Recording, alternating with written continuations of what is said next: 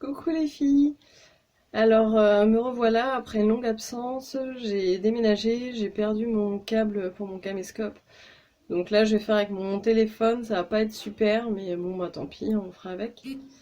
Ce que j'ai décidé de filmer mon brûlage de fourche. Donc voilà, je me suis dit que ce serait sympa de faire une vidéo là-dessus, donc je vous laisse avec les vidéos et je vous explique tout dedans. À tout à l'heure. Bon alors bien sûr je vais pas tout filmer parce que ça risque d'être long, surtout que j'ai de la masse.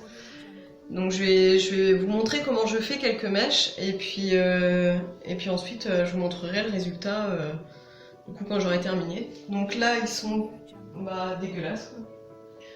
Voilà. Bon bien sûr on voit pas trop les fourches hein. Donc déjà dans un premier temps c'est bien de les brosser, d'avoir quelques pinces à disposition pour pouvoir attacher. Alors j'ai jamais fait de henné directement par la suite, en général j'applique mon soin directement. Bon là je vais tout faire aujourd'hui là. Vu qu'il pleut, j'ai que ça à faire. Donc je vais prendre un élastique. Et je vais me faire une raie. Je vais démarrer par le bas.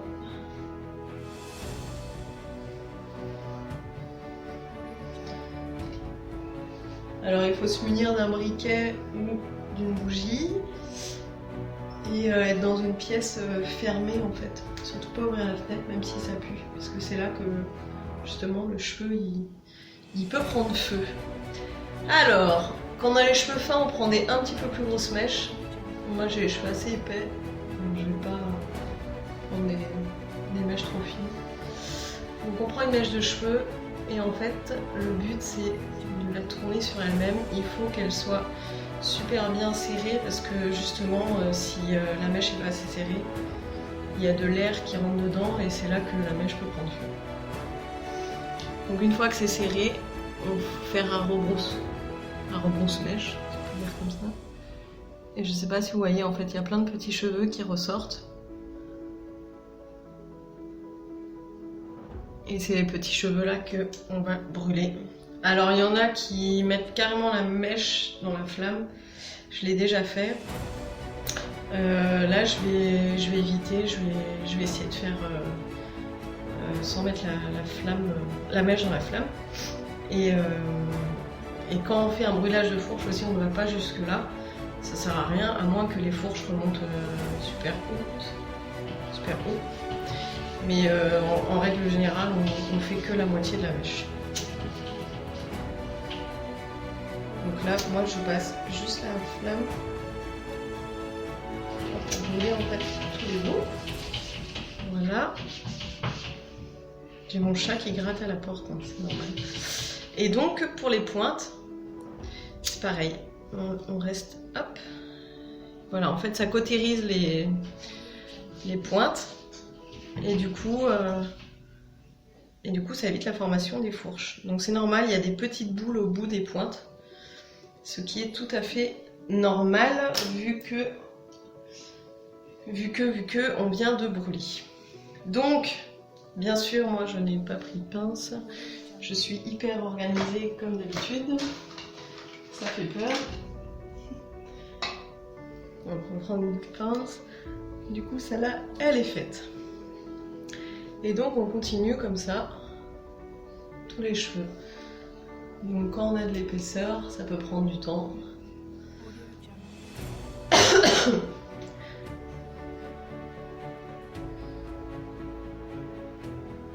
Donc surtout bien enrouler. Voilà. Passer à rebrousse. Et c'est parti.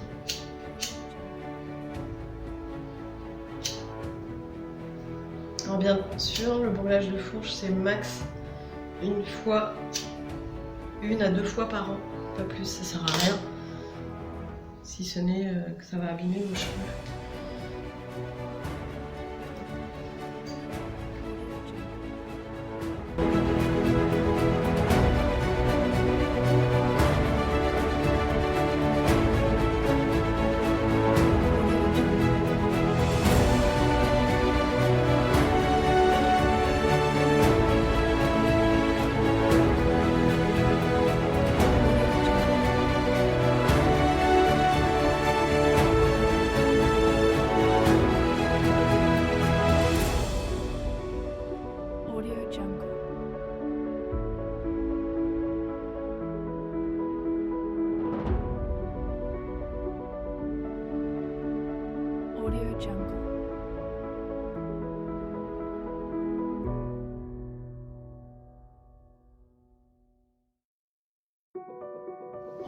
Voilà, j'ai fini.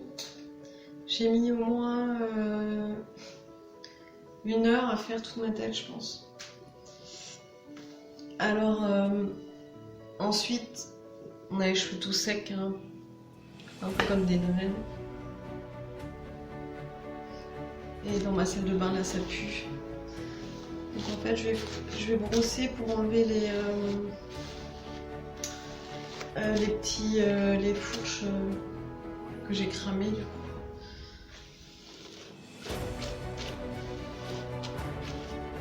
Alors, je fais doucement parce que j'ai pas envie de trop tirer dessus.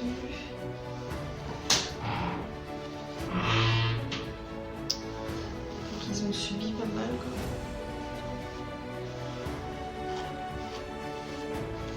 quoi. Là, j'ai terminé tout mon schmilblick là. Alors je me suis fait un henné indigo katam, henné naturel jusque là à peu près. Donc des racines là. Et aux pointes j'ai appliqué un soin. Alors j'ai mis huile de coco, poudre de bambou, silicone naturel, sirop d'agave, compote, huile essentielle d'ylang-ylang il me semble. Et spiruline, enfin bref, tout un petit mélange. Donc j'ai gardé le henné et ce que j'avais mis du coup le soin juste à mes pointes. Donc j'ai gardé tout ça pendant 3 heures. Ensuite j'ai rincé simplement à l'eau tiède. Et pour laisser le temps d'oxyder un petit peu mon henné, j'ai rajouté au niveau des mi-longueurs de l'huile de coco et de l'aloe vera en gel que du coup j'ai gardé toute la nuit. Donc ce matin, je me suis lavé les cheveux avec un mélange de shikakai et de poudre de shampoing Caddy, la boîte verte là. Et avec poudre de bambou, eau de rose, du miel, du silicone naturel encore. Et je ne sais plus quoi. Donc je me suis fait 2 shampoings comme ça, ce que j'ai mis dans une bouteille, j'ai secoué. Donc ça a fait super liquide. Pardon. Vive la crème! Et donc voilà, donc là ça a séché, donc mes pointes sont top. J'ai mis de l'aloe vera et du leave-in aux pointes là. Donc ça a séché à l'air libre, j'ai absolument rien fait. Donc mes racines, bah, c'est beaucoup mieux, hein, comme on peut voir. Bon, c'est pas encore assez foncé à mon goût. Mais bon, des fois je veux foncer, des fois je veux pas, donc bref. On va laisser comme ça pour l'instant, hein. Et du coup, j'ai regardé un petit peu mes fourches à la lumière naturelle, parce que c'est vrai qu'avant, quand je regardais comme ça, j'en voyais pas mal, un petit peu partout. Et maintenant, quand je regarde, bah, en fait, j'en vois pas, quoi. Ou c'est vraiment, j'en vois une par-ci par-là, mais c'est vrai que le brûlage de fourche les a bien éradiqués, donc je suis super contente. Et c'est vrai que mes pointes sont beaucoup plus douces qu'avant le brûlage. Bon, après, il y a eu le soin aussi et tout, hein, qui a été fait, mais c'est vrai que je trouve que c'est beaucoup mieux.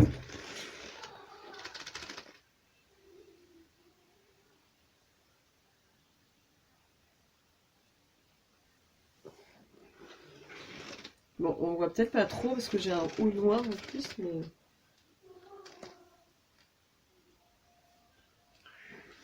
En tout cas, ça les a pas asséchés plus que ça. Moi, ce que je conseille quand même, c'est quand même de faire un super bon soin après le brûlage. Voilà, et de absolument le faire que 1 à 2 fois par an, grand maximum. Surtout quand on a les cheveux secs. Parce que c'est vrai que sinon, ça les assèche trop, quoi. Je pense que il faut pas trop le faire régulièrement parce qu'on passe quand même une flamme dans le cheveu. Donc voilà, donc j'espère que j'aurai répondu à toutes les questions que vous posiez et que vous allez avoir le courage de le faire. Faut pas avoir peur, je pense qu'il faut se lancer et puis une fois qu'on l'a fait une fois, après c'est bon, hein, on est habitué donc voilà, et ben je vous fais de gros bisous et je vous dis à très vite.